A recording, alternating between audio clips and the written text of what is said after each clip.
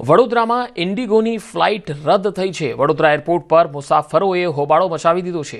ગેરવ્યવસ્થાને કારણે મુસાફરો હેરાન પરેશાન થઈ રહ્યા છે। કોંગ્રેસે ભાજપના નેતાઓને આડે હાથ લીધા। કોંગ્રેસના પ્રવક્તા નિશાંત રાવલે સાંસદને પત્ર લખ્યો। સાંસદ સામાન્ય બાબતમાં પત્રો લખે છે તો હવે ઉડ્ડયન મંત્રીને પત્રો લખો તેવી માંગણી કરી। આખા દેશના હવાઈ મુસાફરો મુશ્કેલી ભોગવી રહ્યા છે તેનો ઉકેલ લાવવાની માંગ કરી।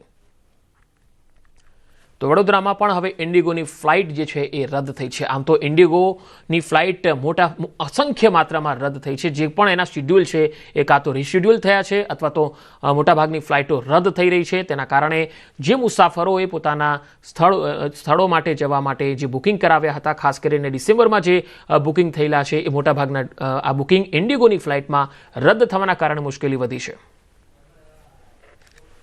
ઇન્ડિગોની જ્યારે 700 થી વધુ ફ્લાઇટ સડંતર કેન્સલ થતી હોય અને જેમાં જનતાને એરપોર્ટ ઉપર તમામ પ્રકારની હાલાકી ભોગવવી પડતી હોય, જનતાને સામાજિક અને આર્થિક નુકસાન થતું હોય, ડોક્ટર હેમાંગ જોશી જે વડોદરાના સાંસદ છે એમને પ્રધાનમંત્રીજીને એક પણ પત્ર નથી લખ્યો, એમને એવિએશન મિનિસ્ટરને એક પણ પત્ર નથી લખ્યો। પત્રો લખવાની વાત તો દૂર રહી, ટ્વીટના માધ્યમ દ્વારા અથવા સોશિયલ મીડિયાના માધ્યમ દ્વારા